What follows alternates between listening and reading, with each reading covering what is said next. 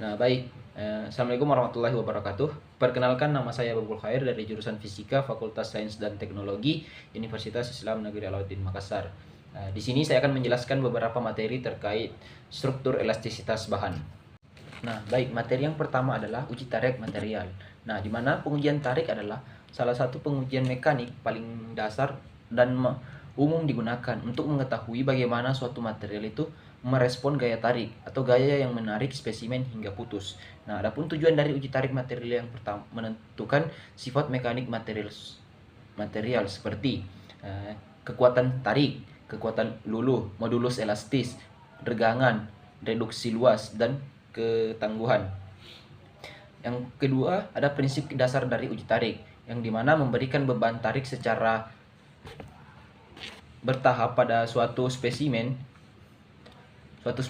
material hingga spesimen tersebut mengalami patah atau putus. Nah, selama proses ini mesin uji tarik akan mencatat besarnya beban yang diberikan dan pertambahan panjang atau elogansi. Nah, selanjutnya ada uji kekuatan material, di mana uji kekuatan material itu adalah metode pengujian kekuatan material untuk mengetahui kemampuan material menahan gaya tekan sebelum mengalami deformasi plastis. Nah, tujuan dari uji kekuatan itu yang pertama itu mengetahui kekuatan maksimum dari suatu material, yang kedua itu mengukur modulus elastis, yang ketiga itu menilai deformasi atau ulet atau getas. Nah, selanjutnya jenis-jenis material.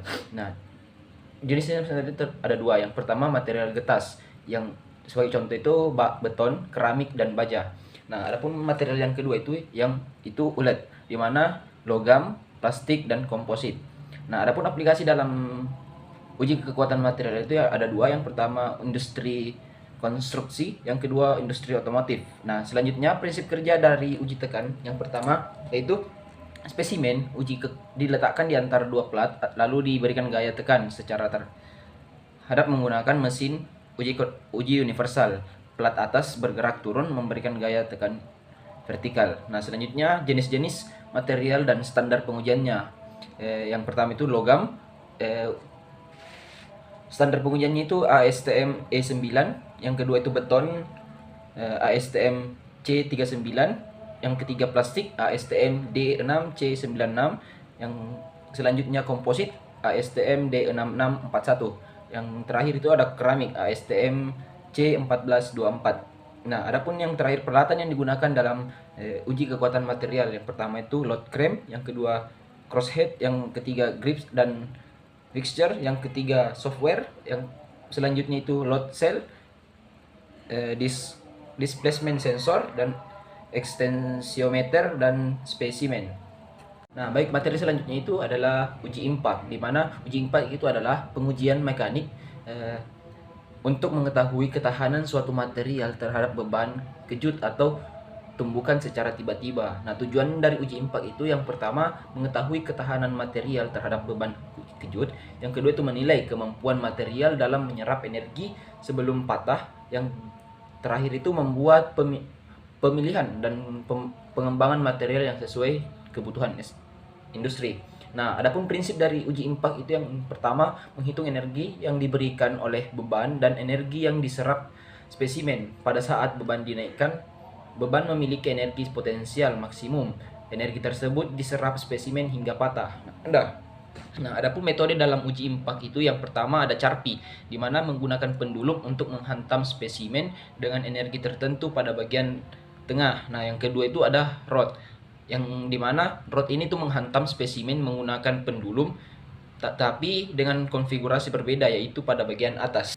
Adapun pengaruh melalui larutan padat, yang dimana larutan padat adalah campuran homogen dari dua arah, lebih jenis atom dan fasa padat. Atom dari unsur terlarut menempati posisi dalam kisi kristal dan unsur pelarut, yang dimana contoh dari larutan padat itu ada paduan CuNH, kuningan CuZn, dan baja karbon FeC.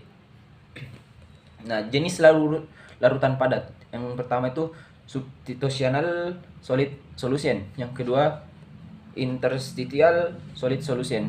Nah, adapun penguatan dari larutan padat itu merupakan metode yang digunakan untuk meningkatkan kekuatan mekanik material dengan melarutkan atom unsur ke dalam kisi kristal material utama. Nah, adapun faktor yang mempengaruhi efektivitas dari penguatan larutan pada itu, yang pertama perbedaan ukuran atom, yang kedua konsentrasi atom solut, yang ketiga perbedaan modulus elastis, selanjutnya itu tipe dan distribusi larutan, dan adapun suhu operasi lingkungan. Nah, baik, materi selanjutnya adalah dislokasi. Yang pertama itu ada sifat-sifat dislokasi. Sebelum kita membahas tentang dislokasi, kita perlu ketahui apa itu dislokasi. Nah, dislokasi itu adalah pengesahan atau pergerakan atom dalam kristal logam akibat regangan mekanik yang menyebabkan deformasi plastik. Nah, adapun karakteristik dari dislokasi, yang pertama itu cacat berbentuk garis, yang kedua mempermudah deformasi plastik, yang ketiga itu memiliki arah gangguan, yang terakhir itu mempengaruhi sifat logam. Nah, adapun jenis-jenis dari dislokasi, yang pertama dislokasi ulir dan dislokasi tepi. Nah, adapun sumber dari dislokasi ini, yang pertama proses pembekuan kristal, yang kedua deformasi mekanik, yang ketiga pendinginan cepat, keempat itu deformasi mekanik. Yang keempat itu pendinginan cepat, yang kelima itu penyinaran atau radiasi, yang terakhir itu sumber Frank Rod. Selanjutnya ada penguatan melalui penyusutan ukuran butir. Nah, penguatan melalui penyusutan ukuran butir itu adalah metode peningkatan kekuatan material dengan mengurangi ukuran butir. Nah, ukuran butir penyusunnya. Nah, material dengan butir halus memiliki batas butir lebih banyak persatuan volume. Nah, cara peningkatannya itu, yang pertama penguatan batas butir, meningkatkan kekuatan material dengan menghambat pergerakan dislokasi. Dislokasi cenderung bergerak sepanjang bidang slip dan batas butir menghalang pergerakan ini. Nah, mekanisme dari penguatan itu, yang pertama yaitu batas butir yang sebagai penghalang material polikristalin terdiri dari banyak butir atau grain kristal kecil yang berorientasi berbeda. Batas butir itu atau grain boundary adalah antarmuka butir-butir. Nah, adapun metode dalam penyusutan ukuran butir, yang pertama itu pergerakan rolling, yang kedua pengerasan regangan, yang ketiga itu penambahan unsur paduan. Nah, adapun ukuran butir, yang pertama itu metode perbandingan, yang kedua metode area, dan metode SEM. Materi penguatan regangan, di mana penguatan regangan itu adalah metode penguatan di mana material lebih kuat dan lebih keras saat mengalami deformasi plastik.